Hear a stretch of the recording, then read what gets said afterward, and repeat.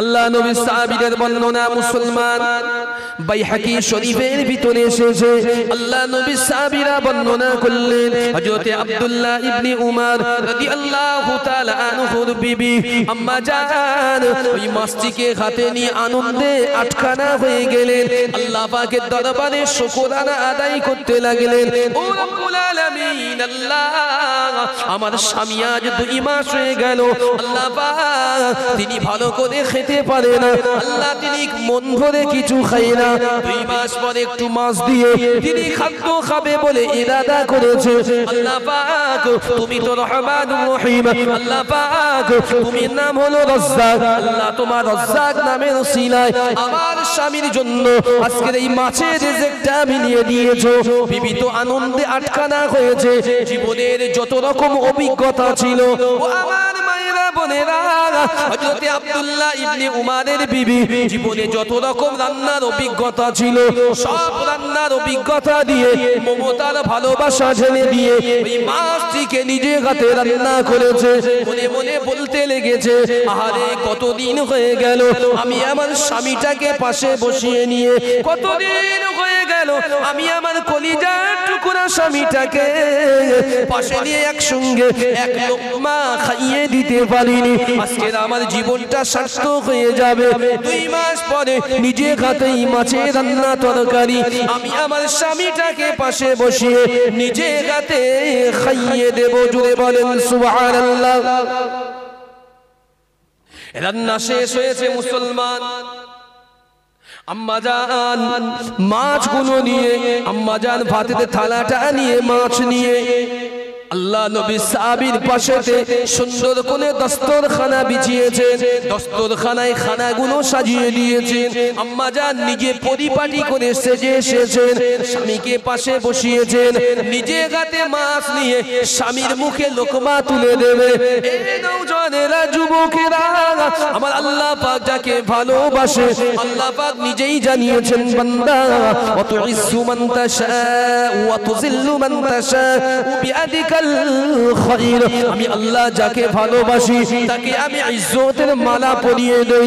আমি আল্লাহ যাকে ভালোবাসি না আমি আল্লাহ তার গলায় বেইজ্জতির মালাটা দিয়ে দেই।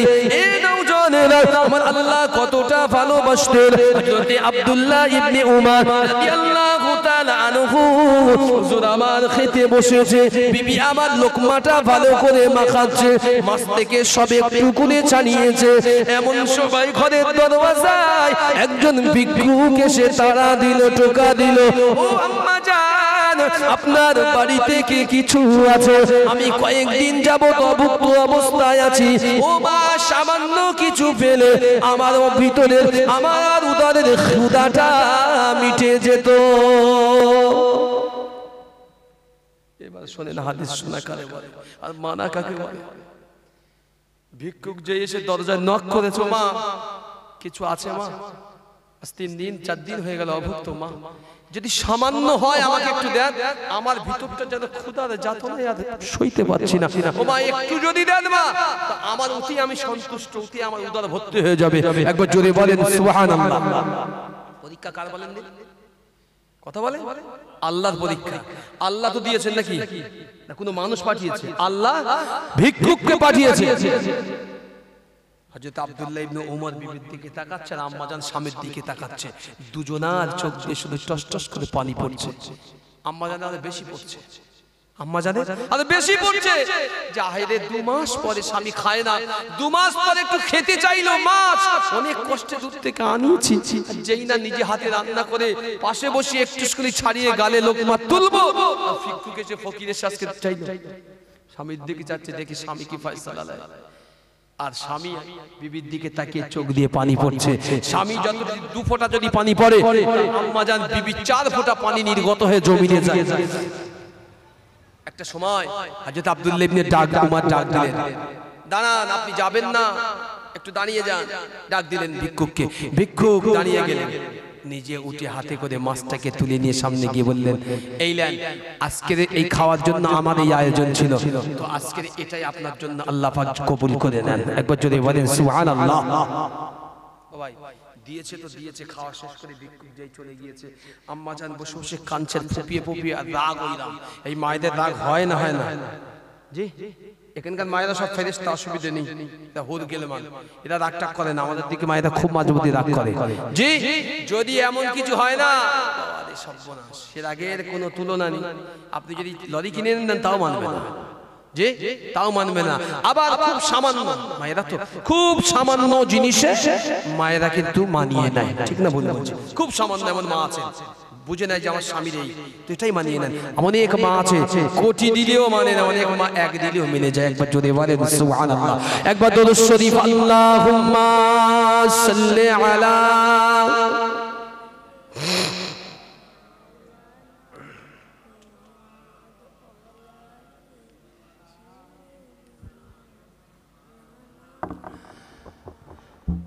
अल्लाह अल्लाह नबी का घराना। उर्दू बोझेन আপনারা? বলবো জি, শুনেন একটু শুনি, একটু তাকবীর দিন, নারায়ে তাকবীর। অন্তত বাইরে কিছু যদি ইবলিস থাকে, মানুষ নয় ইবলিসের কথা বলেছি আমি, ওয়ালা তাত্তাবিউ খুতুওয়াতিশ শয়তান, যে প্রকৃত ইবলিস বাইরে যদি থাকে, অন্তত ওর কানে যাওয়ার সাথে সাথে এই কিসিমানার ভিতর থেকে যেন এখানে পালিয়ে চলে যায়। যিনি বলেন সুবহানাল্লাহ, তাকবীর দেন, নারায়ে তাকবীর, নারায়ে তাকবীর। अल्लाह अल्लाह नबी का घराना, अल्लाह अल्लाह नबी का घराना, ये घराना वराउल बरा है, इसमें हसनैन है फातिमा है, इसमें हसनैन है फातिमा है, इस घराने में मुश्किल कुसा है। একটু জোরে বলেন সুবহানাল্লাহ, একটু চিল্লে বলেন সুবহানাল্লাহ। এই রাসূলুল্লাহর ঘরানায় কেডা আছে? ফাতেমা আছে তো? কথা বলে না। হাসান হোসেন আছে তো? আছে না? নাই? ফাতেমা, হাসান, হুসাইন, আলী আছে তো? রাদিয়াল্লাহু তাআলা আনহু আছে তো? স্বয়ং বিশ্ব নবীও আছে, এজন্য তাদেরকে পাক পঞ্জাতন বলা হতো। জোরে বলেন সুবহানাল্লাহ। लब पे है तस्कीरे पंजेतन के, फूल महके हैं मेरे चमन के, लब पे है तस्कीरे पंजेतन के, फूल महके हैं मेरे चमन के, ऐसे उनके करम ने नवाजा, ऐसे उनके करम ने नवाजा, अपनी किस्मत पे दिल झूमता है। अल्लाह अल्लाह नबी का घराना, ये घराना वराउल बरा है। उम्मती हूँ मैं शाहे ज़मन का, मैं दीवाना हूँ हजरत हसन का, उम्मती हूँ मैं शाहे ज़मन का, मैं दीवाना हूँ हजरत हसन का, सदके जाऊँ मैं उनकी अता से, सदके जाऊँ मैं उनकी अता से, मेरे रब ने सब कुछ दिया है। अल्लाह अल्लाह नबी का घराना, ये घराना वराउल बरा है। একটু জোরে বলেন সুবহানাল্লাহ, চিল্লে বলেন সুবহানাল্লাহ। खैर से तुम है खैरुल बरा हो, और तुम भी सैयदुल अंबिया हो, कोई तुम सा हुआ है न होगा, कि कोई तुम सा हुआ है न होगा, मेरे रब का यही फैसला है। अल्लाह अल्लाह नबी का घराना, ये घराना वराउल बरा है, इसमें हसनैन है फातिमा है, इस घराने में मुश्किल कुसा है। अल्लाहुम्मा सल्लि अला।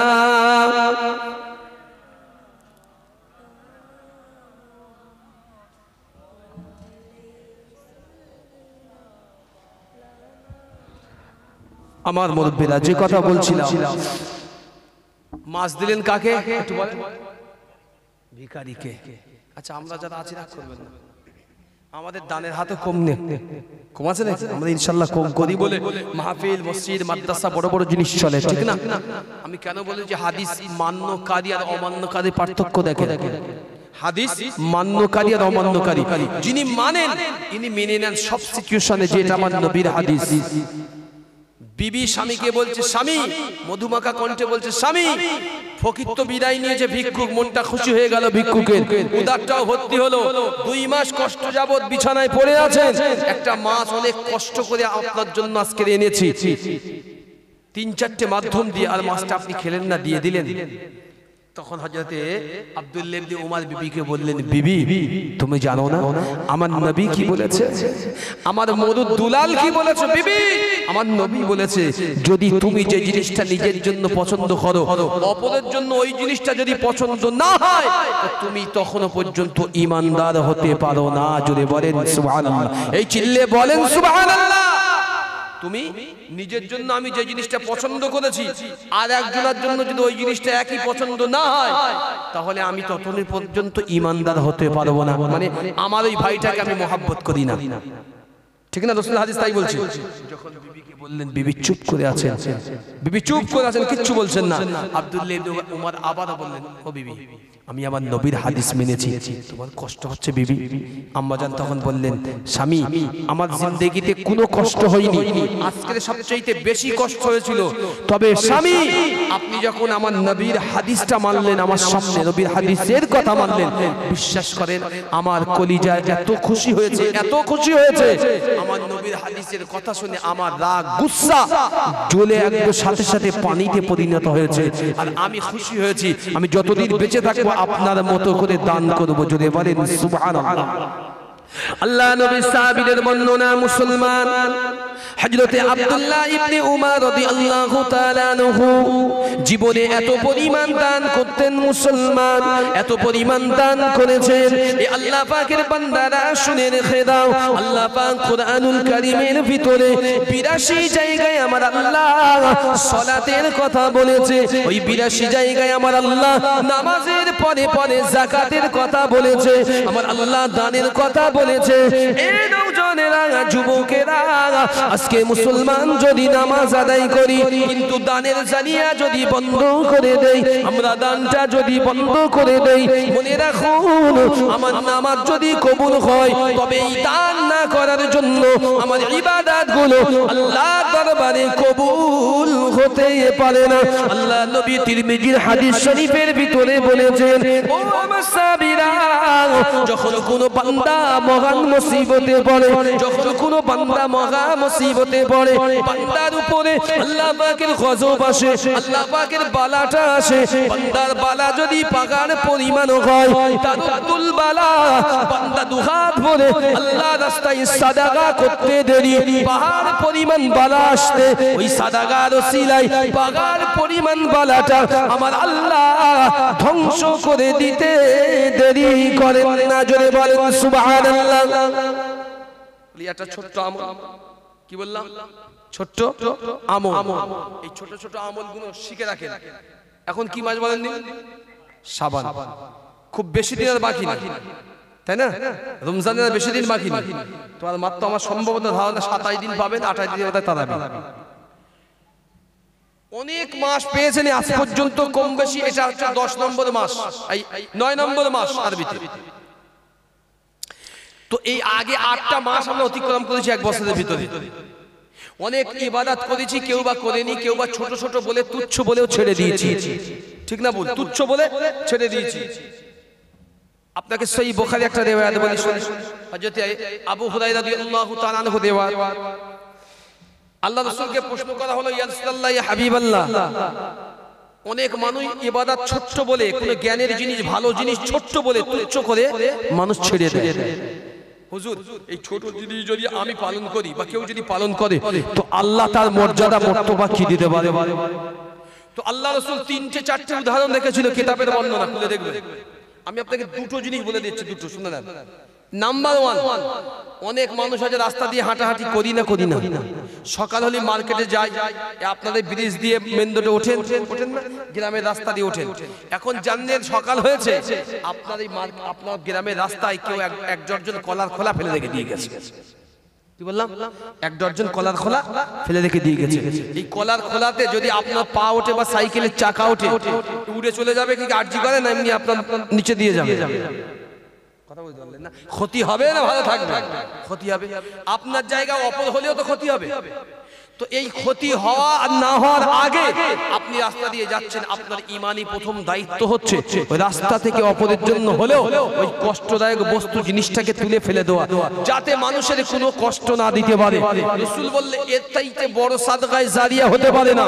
যে ব্যক্তিটা ওই সামান্য কাজ করে, আমার আল্লাহ ওই সামান্য কাজের যাজা এতটা দেয়, সে যদি একলা কিয়ামত পর্যন্ত গুনতে বসে তা গুনে শেষ করতে পারবে না। এইবার 2 নম্বর ক্ষতি কোথায় হচ্ছে? ইবলিস শয়তান আছে। ইবলিস শয়তান, এই কে গো গাড়িতে কি হচ্ছে? হ্যাঁ, যে কথা বলছিলাম 2 নম্বরে, যে আমরা যে এই কাজটা করতে যাব, ইবলিস শয়তান প্রথম আমাদের এসে বাধা দেয়। আমি কিন্তু আমার কোনো জবানের গল্প করছি না আপনাকে, আপনি বলবেন ইনশাআল্লাহ কোন হাদিস দেখে দিয়ে যাবেন। রাসূল বললেন ইবলিস শয়তান এই জায়গায় এসে আপনাকে বাধা দেবে। তো এই বাধাটার থেকে আদম সন্তানের বেঁচে ওঠা, কাটিয়ে ওঠা বড় 1 নম্বর চ্যালেঞ্জ। 2 নম্বর শুনে না, এটাও সহিহ বুখারীর রিওয়ায়াত।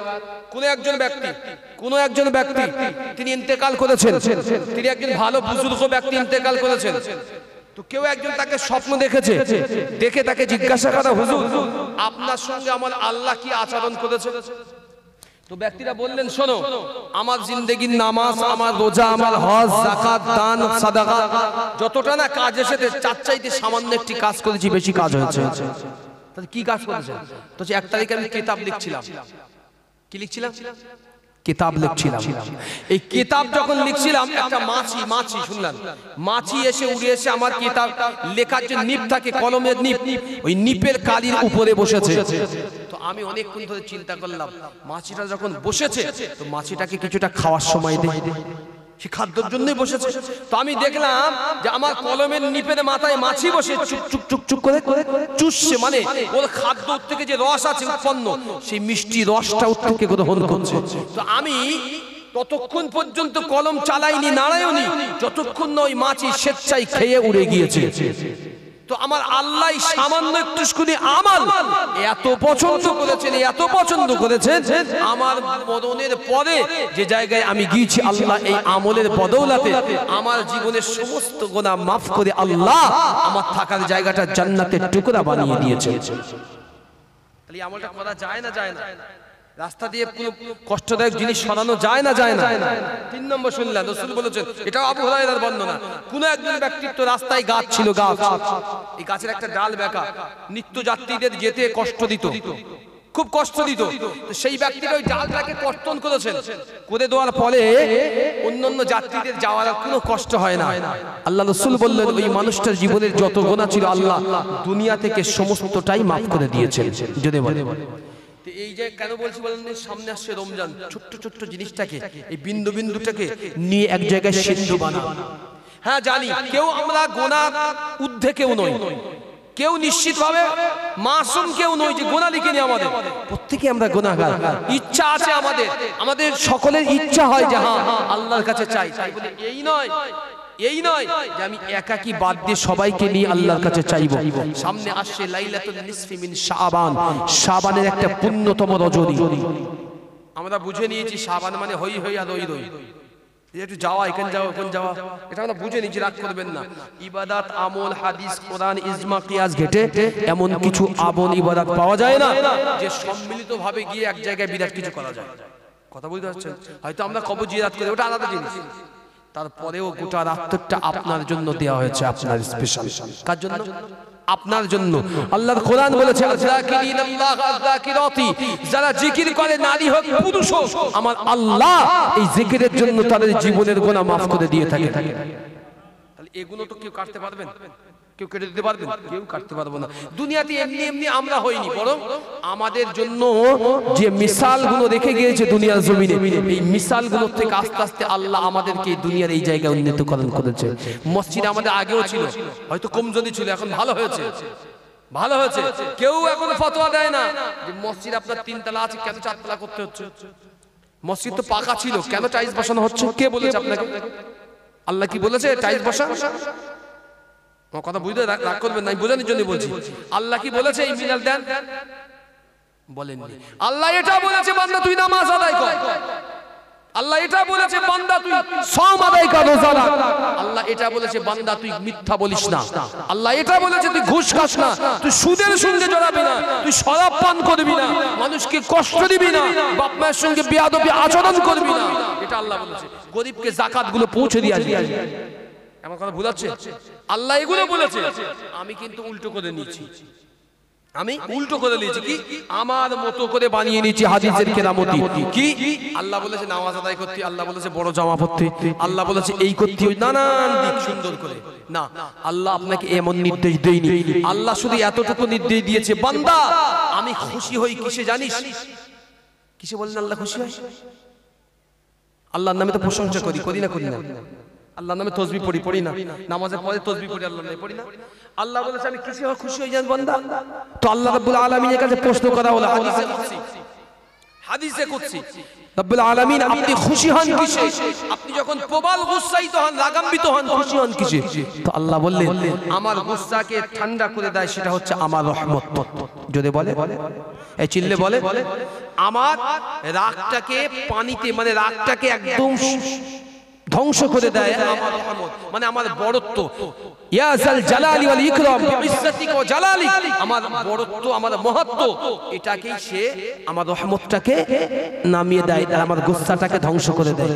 আল্লাহ বলেছে যারা বসে আছেন শুনেন, আল্লাহ বলছে বান্দা তোর কাছে আমার চা পাওয়া কিচ্ছু নেই, তোর কাছে চা পাওয়া একটাই, রাত যখন ভারী হয় বা তুই গুনাহ করেছিস বলে তুই চিন্তিত, ইমামের কাছে যেতে লজ্জা পাস, তুই বলে আমাদের কাছে যেতে লজ্জা পাস, ও যুবক তুমি গুনাহ করেছো বলে কারোর কাছে যেতে লজ্জা পাচ্ছ বলতে যে আমি কি গুনাহ করেছি, কি হবে? তোমার কারোর কাছে বলতে হবে না।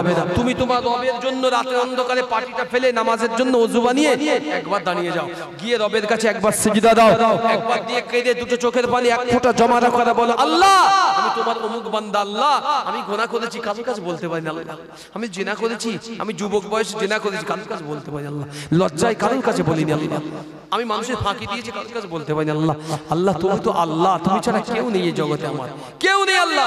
আমার বিবিটা ওখানে সুন্দর আরাম আয়েশে বিছানায় শুয়ে আছে খাটে, আমার বাচ্চাটা বিবির কোলে শুয়ে আছে, আমার মা বাবা ঘুমিয়ে আছে অন্য ঘরে, আমার সম্পদ ব্যাংকে আছে, আল্লাহ আমি যদি একটু নিঃশ্বাস চলে যায় আমার কিচ্ছু থাকবে না, আল্লাহ তোমার কাছে আমি মাপ চাই, আল্লাহ আমি যা নামাজ কাজা করেছি আর করব না, আজ থেকে আল্লাহ আমি তোমার রহমতের দরবারে সিজদা করলাম।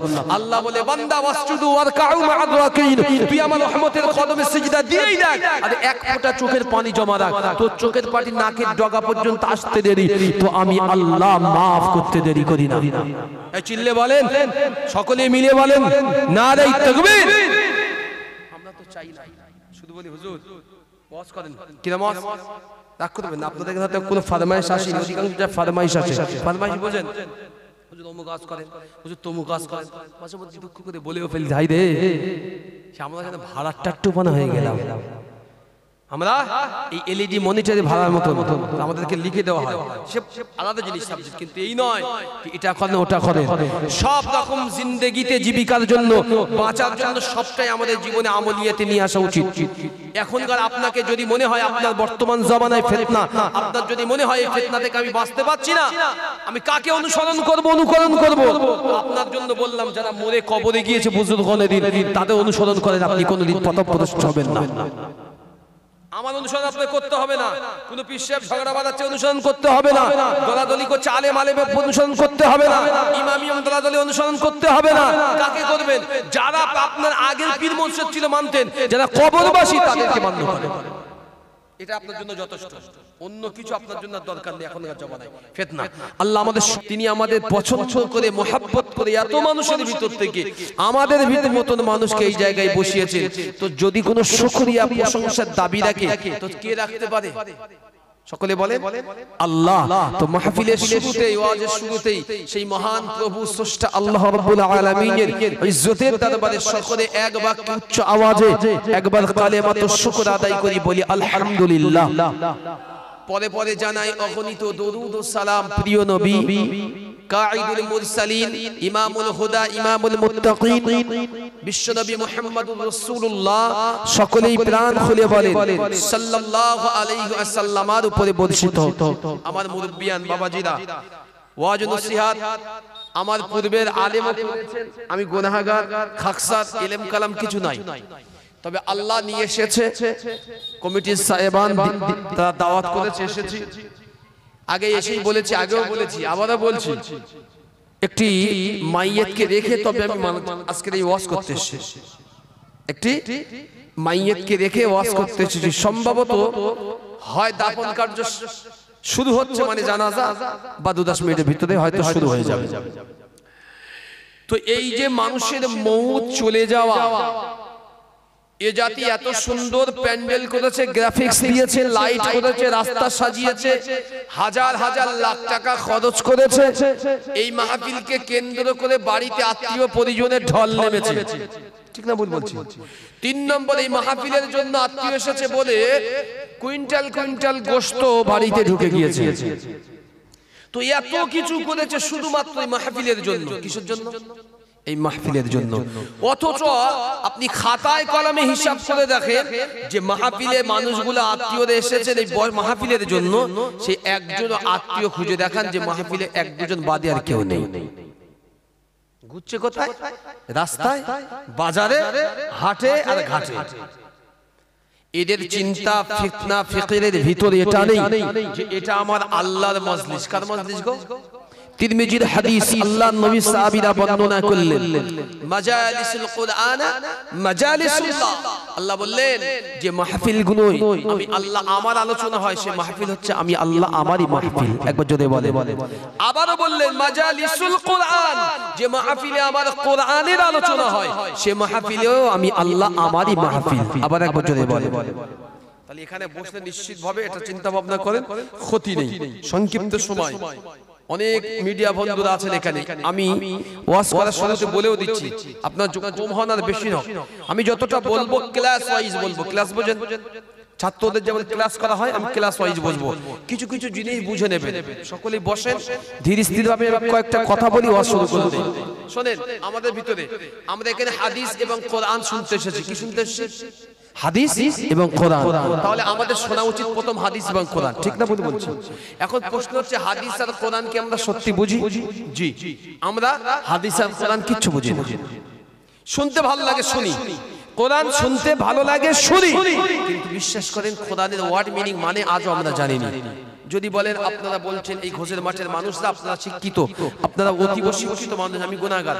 আমি একটা প্রশ্ন শুরুতে ছুড়ে দিচ্ছি, কোশ্চেনটা লুপে নেবেন। আমি চলে যাওয়ার পরে কালকে চিন্তা ভাবনা করবেন যে এই মানুষটা এসে বলে গিয়েছিল। যতগুলো মানুষ মনে আছে বসে আছেন, এর ভিতরে এমনও মানুষ আছে নামাজ পড়ে না, আবার কেউ বা 1 ওয়াক্ত পড়ে, 2 ওয়াক্ত পড়ে না, গাফিল পড়ে না। আচ্ছা, এই যে আবার কেউ কেউ নামাজই পড়ে না, এর কারণটা কি? যদি বিশ্লেষণ করেছেন ইমাম সাহেবরা, আমি একজন ইমাম, আমি একজন শিক্ষক, বিশ্লেষণ করে দেখেছি আদতে নামাজি ব্যক্তিত্বরা যে নামাজ শুরু করে, সূরা ফাতিহা যেটা পড়ে উম্মুল কুরা, সেটার অর্থটাও পর্যন্ত জানে না। আলহামদুলিল্লাহ থেকে শুরু করে দলিল পর্যন্ত যে লাইনগুলো আছে ওয়ার্ড মিনিং, এই ওয়ার্ডের মানেগুলো জানে না। আপনাকে অন ফের বলছি ক্যামেরার সামনে, আপনি যদি টোটাল বাংলা মানেগুলো করতে পারতেন, জানতে পারতেন, তো আপনি কখনো নামাজগুলো ছেড়ে দিতেন না। যে জিনিস আপনি জানেন না, সে জিনিস আপনি কতক্ষণ এফেক্টিভ হতে পারবেন? যে জিনিস আপনি জানেন না, আপনার সেই জিনিস কখনো এফেক্টিভ হতে পারবে না। আমি যে জিনিস জানি সেটাই বলবো, আপনি যে জিনিস জানেন সেটাই শুনবেন, করবেন। যে জিনিস আমি আর আপনি, সে আমি হোক, আপনি হোক, ইমাম, মুয়াজ্জিন, মুসল্লি, কমিটি চাই হোক, যার যা অ্যাবিলিটি নেই সেই জিনিস না। হাদিস শুনতে এসেছি, হাদিস শোনার পদ্ধতি আর হাদিস মানার পদ্ধতি আমি আপনাকে ছোট্ট একটি করে তিরমিজি শরীফের হাদিস, এটা একটা 2 নম্বর হায়াতুস সাহাবা, 3 নম্বর বাইহাকি শরীফ, 3টি হাদিস আপনাকে সামনে রাখছি। আল্লাহর নবী সাহাবীদের বর্ণনা, আপনার হায়াতুস সাহাবার ভিতরে বর্ণনা করলেন আল্লাহ রাসূলের তাবিঈন সাহাবীরা, তিরমিজির হাদিসের ভিতরে তাবিঈনদের বর্ণনা, এবং আপনার সহিহ ইবনে হিব্বানের ভিতরে বর্ণনা এসেছে। একটা মহিলা, খুব ভালো করে শুনুন, ওয়াজ শুরু করি আপনাদের। একজন মহিলা, তার স্বামী অসুস্থ। এই মহিলার স্বামী অসুস্থ হয়েছে, মহিলার যেন দুনিয়া যেন উজাড় হয়ে গিয়েছে। স্বামী পড়ে আছে, ঘরেতে শুয়ে আছে। মহিলা চিন্তা করছে আমার স্বামীটাকে সুস্থ করব, তা করব কি করে? আর স্বামী তো যেমন তেমন স্বামী নয়, স্বামী হলেন সাক্ষাৎ আল্লাহর নবীর হাতে হাত দিয়ে ঈমানের কলমা পড়া একজন মুসলমান ব্যক্তিত্ব, এবং আল্লাহ রাসূলের হাদিসের একজন সর্বাধিক হাদিস বর্ণনাকারী ব্যক্তিত্ব। একবার জোরে বলেন সুবহানাল্লাহ। এই স্বামীর খেদমতটা কেমন হওয়া উচিত? আমি হাদিসের কথা বলছি, হাদিস কিভাবে আপনি মানবেন সেটা বলছি আপনাকে, শুনে না। তো বিবি খুব পেরেশান, শুধু আল্লাহর কাছে কাঁদে, রাত হলে দিন হলে, আল্লাহ আমার স্বামীটাকে আমার কাছে একটু সুস্থ করে দাও না, আল্লাহ আল্লাহ আমার স্বামীটাকে একটু সুস্থ করে দাও না। বারে বারে কাঁদে, মা যারা আছেন আওয়াজটা শোনেন, বারে বারে কাঁদে, আবার কাঁদে, আবার নিজে নিজে বলে আল্লাহ যদি আপনার মনে হয় আমার স্বামী অসুস্থ অবস্থায় থাকবে ভালো আপনার কাছে, তো আমি আরো ভালো দোয়া করি, আল্লাহ আমার স্বামী অসুস্থই থাক, যাতে আমার মতো হতভাগী আমার স্বামীকে একটু বেশি বেশি খিদমত করার সুযোগটা পাই। একবার যদি বলেন সুবহানাল্লাহ। আল্লাহ নবী সাহাবী হযরতে আব্দুল্লাহ ইবনে আমার, আল্লাহ নবীর কলিজা টুকরা সাহাবী হযরতে আব্দুল্লাহ ইবনে উমর রাদিয়াল্লাহু তাআলা আনহু, আল্লাহ নবীর একজন কলিজা টুকরা সাহাবী ছিলেন। কিতাবের ভিতরে এসেছে এই নওজওয়ানেরা, যুবকেরা, আল্লাহ নবীর সাহাবী অসুস্থ হয়েছেন। মক্কা জমিনে, মদিনার জমিনে, চারিদিকে আকাশে বাতাসে এই খবর প্রচারিত হয়ে গিয়েছে। আল্লাহ নবীর বড় মুহাব্বতের সাহাবা, মদিনার যিনি রাষ্ট্রপতি ছিলেন, আমিরুল মুমিনিন, খলিফাতুল মুসলিমিন হযরতে উমর ইবনুল খাত্তাব রাদিয়াল্লাহু তাআলা আনহুর পুত্র কলিজার টুকরা আব্দুল্লাহ ইবনে উমর অসুস্থ হয়েছে। এই যুবকেরা, মদিনার চারিদিকের মানুষের কাছে খবর পৌঁছে গেল। মদিনার মায়েরা, বোনেরা, মদিনার যুবকেরা, সাহাবীরা একে একে এসে আল্লাহ নবীর কলিজার টুকরা সাহাবীকে দেখে যেতে লাগলেন। আল্লাহ নবীর সাহাবীর অসুস্থতা বাড়তেই লেগেছে। আল্লাহ নবী সাহাবীর কলিজা টুকরি বিবি আম্মা জান আল্লাহ পাকের দরবারে দোয়া চাইতে লেগেছেন, ও রব্বুল আলামিন, আল্লাহ আমার স্বামীটাকে আপনি সুস্থ করে দেন, আল্লাহ আল্লাহ আমার স্বামীটাকে আপনি শিফা দান করেন, আল্লাহ পাক আমার স্বামী যদি শিফা হয়ে যায়, রব্বুল আলামিন, আল্লাহ আপনার কাছে আমি ওয়াদা করলাম আমার জিন্দেগিতে যতদিন বেঁচে থাকবো ততদিন আমি আপনার জন্য আল্লাহ আমার স্বামীর তরে নফল ইবাদত বেশি বেশি করব। কিতাবের ভিতরে এসেছে আল্লাহ নবীর কলিজা টুকরা সাহাবী হযরত আব্দুল্লাহ ইবনে উমর রাদিয়াল্লাহু তাআলা আনহু দিনে দিনে শারীরিক অবস্থার অবনতি হয়ে লেগেছে। আল্লাহ নবী সাহাবী এক তারিখে বিবিকে বলেছিলেন, বিবি ও আমার কলিজা টুকরা বিবি, তুমি বেশি চিন্তা করো না, তুমি পেরেশান হয়ো না, লা তাখাফু ওয়া লা তাহজান। যারা আল্লাহ বলেছেন বান্দা যারা নাকি আমার হয়ে যায় তাদের দুনিয়ায় কোনো খৌফ নাই, ভয় নাই, চিন্তা নাই।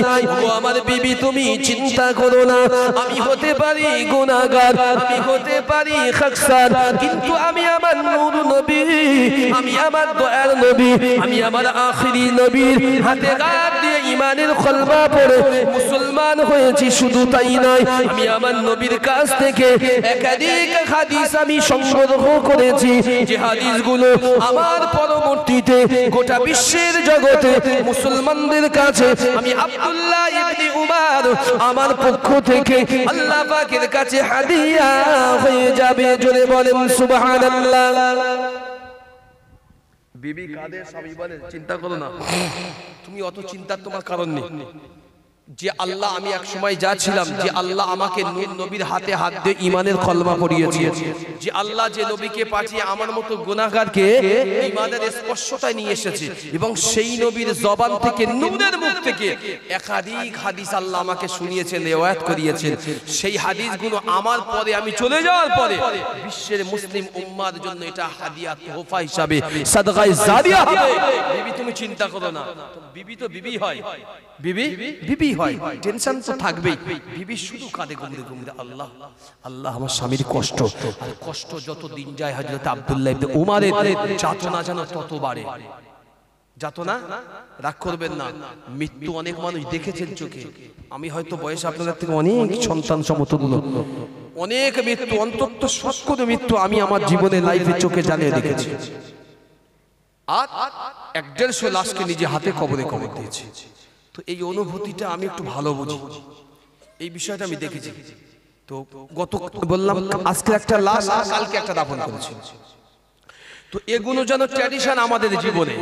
যে ব্যক্তিত্বটা এই ট্র্যাডিশন থেকে ভুলে যায়, মনে রাখুন তার জন্য কবরও ভালো জায়গা হবে না, আখিরাতটাও তার জন্য ভালো নয়। আর যে ব্যক্তি এটাকে ভুলবে না যে হ্যাঁ ওই কবরটা আমাকে রীতিমতো প্রতিদিন ডাকছে, আল্লাহ তো প্রতিদিন চাই, আল্লাহর কাছে এই মাটি জমিন প্রতিদিন ওয়ালা আরদা প্রতিদিন আল্লাহর কাছে বলে আল্লাহ আপনি হিসাব, আপনি একবার হুকুমটা দিচ্ছেন না কেন?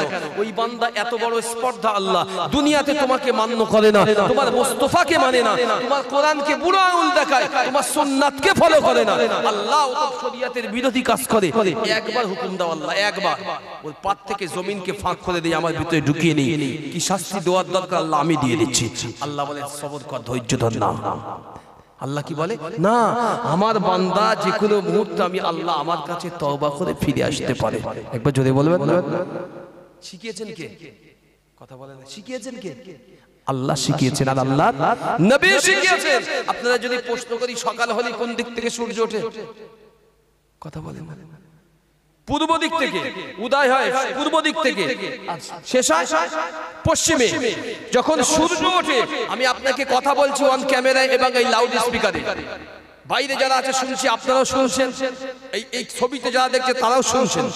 তো কি বলে, আমি লাউড স্পিকারে যদি একটু শুনে হাঁ করি তা হাঁটাও বোঝা যাবে, ঠিক না? ভুল বলছি?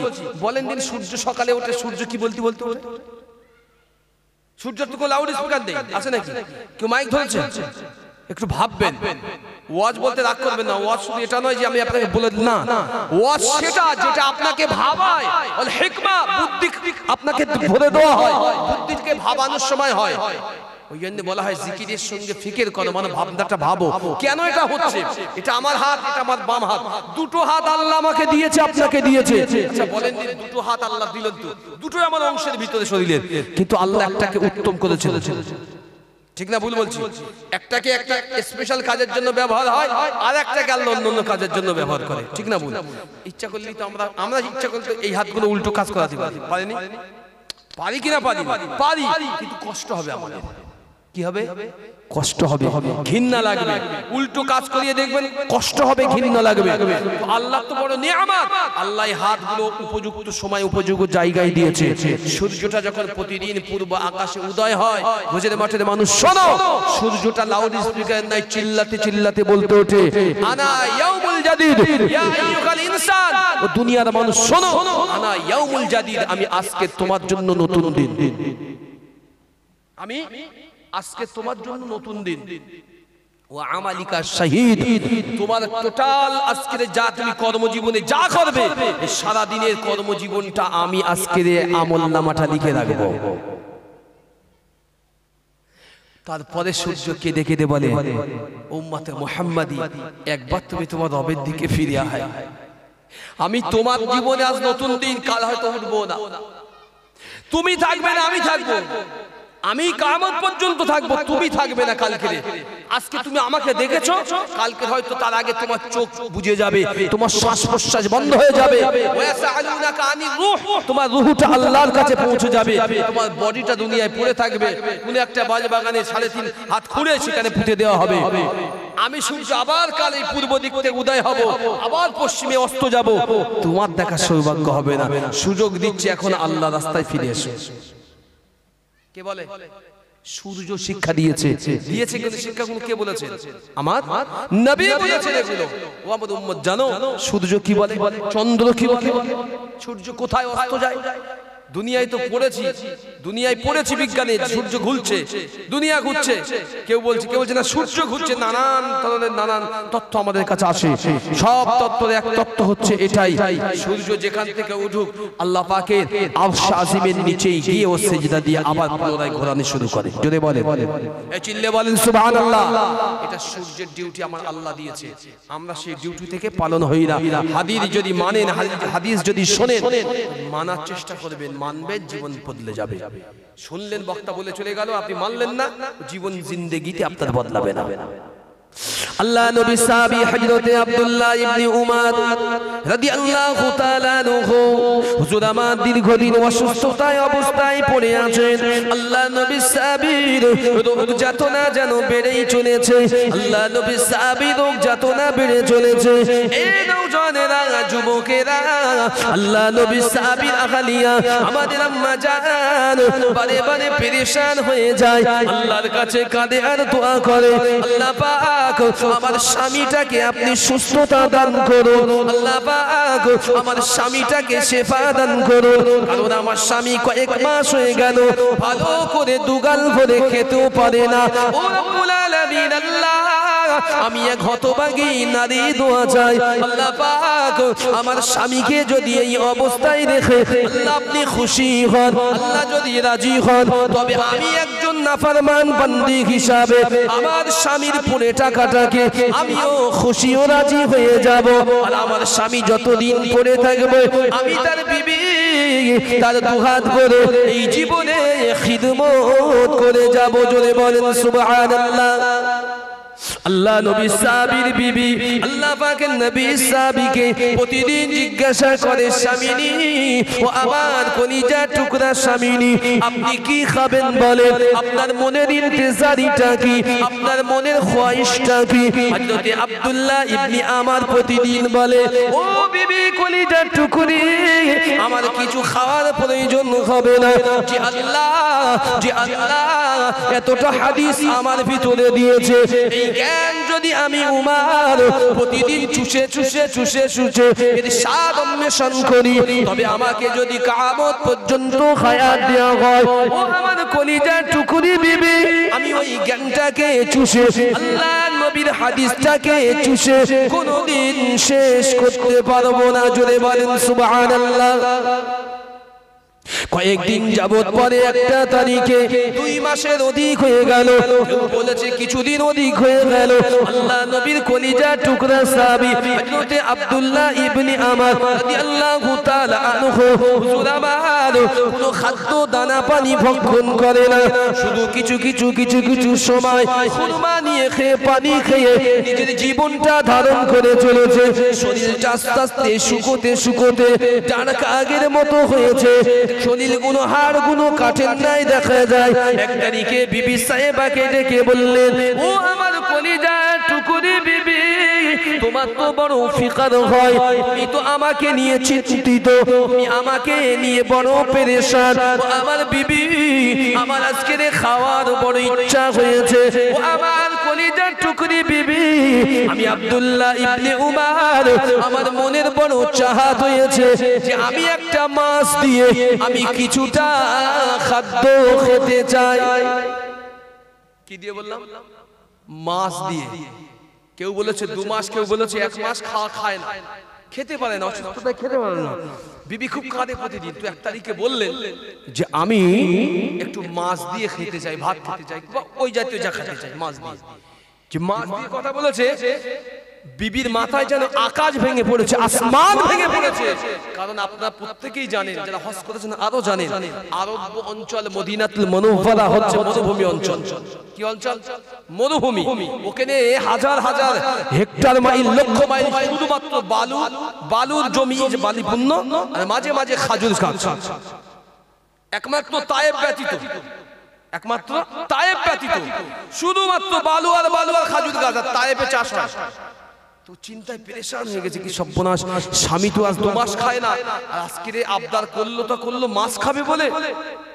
খুব চিন্তা করছে, আল্লাহ মাছ আমি কোথায় পাবো, কোথায় মাছ পাবো আমি। বিবি চিন্তা করে উনি একজনকে ডেকে সংবাদ পাঠালেন। হযরতে আব্দুল্লাহ ইবনে আমর রাদিয়াল্লাহু তাআলা আনহু, হুজুরের যে সমস্ত বন্ধু বান্ধবরা থাকে, এই আমাদেরও তো দু চারটে বন্ধু আছে না নাই সমাজে, ভালো ভালো বন্ধু আছে বলে। আমার যুবকদের আরো ভালো ভালো আছে, কিছু কিছু মুরব্বিদেরও বেশ মোটামুটি ভালো ভালো আছে লেভেলে। আমি মুরব্বিদেরও দেখেছি চার দোকানে বসে চা খাওয়ার পরে একজন চা খাইয়েছে আর একজন পকেট থেকে বিড়িয়ে গিয়ে দেখছিলাম, ঠিক বুঝতে দেয় না উপর থেকে নিচে থেকে। বেশ খুব মনের সঙ্গে বন্ধুত্ব বলে, ঠিক তো? যেদিন মরে যাবে একটু কবরে গেলে ফারিস্তা যখন আসবে বলে, বন্ধু নিয়ে যা, একটু নিয়ে যা, মালটা নিয়ে যা। একটা কিতাব আছে হুক্কা বিনাশ, কি বললাম? হুক্কা বিনাশ, কিতাবটার নাম নোট করলেন। এই হুক্কা বিনাশের ভিতরে এসে বিড়ি খালি তিনটে রকম ফায়দা হবে। এই আপনারা শুনে মনে করতে কাজ নেই, কাজ লেজ বলতে বিড়ি খালি তিন রকম ফায়দা। এই জীবনে প্রথম শুনতেছি, জি হুক্কা বিনাশ করে দেখবে, বিড়ি খেলে তিন ধরনের লাভ হয়। কি লাভ? এক নম্বর, বিড়ি খেলে খুব বেশি দিন বাঁচে না, তাহলে ভালো লাভ হলো না, বুড়ো হয়ে বেশি ভুগতে হলো না। দুই নম্বর, বিড়ি খেলে সেই ঘরে বিড়ি করতে থাকলে আর চোর ঢোকে না বয়সকালে, সারা রাত খট কাটে। আবার শীতকাল আসলে কাশির জোর বাড়ে, কথা বুঝতে পারলেন না? আর তিন নম্বর, বিড়ি খেলে ক্যান্সার, দুনিয়ার যত রকম যক্ষা, টিবি, নানান রোগে আক্রান্ত হয়, ঘরে পড়ে থাকে। অর্থাৎ দুনিয়ায় বেশি দিন হাঁটা চলাও খুব ভালো করে করতে পারে না। এই জন্য বিড়ি করে জায়গা অধিকাংশ বুড়ো বয়সে গিয়ে দেখবেন সেই মসজিদ। কেন? আমি হিসাব রিচার্জ করে দেখেছি। কেন? স্বামী বুড়ো হয়েছে, বিবিও বুড়ো হয়েছে, স্বামী বুড়ো হয়েছে, বিবিও বুড়ো হয়েছে, ছেলে পিলেরা বিয়ে শাদী করে একটু বড় হয়েছে। বুড়ো মানুষ যত কাছে রেখে যায়, যাও যাও মসজিদে চলে যাও। এই মনের দুঃখে লোকটা, দাদু আমার, চাচা আমার, সেই মসজিদে গিয়ে কেসতেছে। এটা তার দীর্ঘ বিগত 20 বছরের ফল। রাগ করছেন আপনারা? বলছি বলে রাগ হচ্ছে না? না, এই কিতাব এইভাবে লিখেছে, আপনি পড়ে দেখবেন। আরো একটা পয়েন্ট নোট করে দিচ্ছি, শোনেন। বিড়িখোর যারা হয়, কুকুরদের পিছনে লাগে না রাত্রিবেলা। কি লাগে না?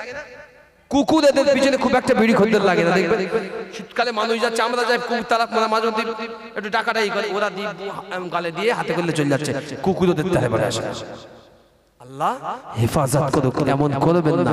এটা কখনো কোনো মুসলমানের কাজ হতে পারে না। দুটো জিনিস ভাববেন। আমি ছোট্ট কথা বলি, এই জবান আল্লাহ দিয়েছে, এই দুটো ঠোঁট কে দিয়েছে? এই সকলে বলে কে দিয়েছে? এটা কি? জিহ্বা ও হাফিজুল লিসান। এটা হচ্ছে একটা টুকরা গোশতের। কি বললাম? একটা গোশতের টুকরা। মার্কেটে যান, 500 গ্রাম মাছ নেবেন বা 1 কিলো মাছ নেবেন, যে মাছ হতে পারে, রুই হোক, কাতলা হোক, মৃগেল হোক, গিলাস কাটাবো, আপনি কাটবেন আর জিভটা কেটে নেবেন। এর থেকে ওই মাছের দাগ আরো বেশি চওড়া, আরো বেশি মোটা, ওর থেকেও কম, সামান্য একটুখানি জিভ। এই অংশটা একটুখানি, খুব বেশি না, ভেতরে বাদ দিলেন একটুখানি, বলছি আমি উপরটা। হাফিজুল লিসান, এটাকে যদি আপনি হেফাজত করতে না পারেন, এই জিহ্বাটা, তো এটা আপনাকে এখান থেকে জাহান্নাম আর জান্নাত নির্ধারণ করবে। আমার কথা বুঝতে পারছেন?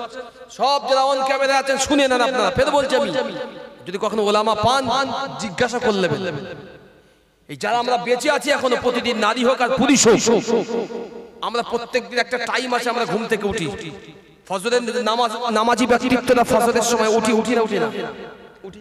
বেনামাজিরা 10টায় ওঠে, যুবক ছেলেরা ফ্রি ফায়ার গেম খেলে রাত 2টোর পরে ঘুমোতে যায়, 10টা 11টা না বাজলি সূর্য মিডিল আসমানে না গেলে বাবা দিন ঘুম হয় না।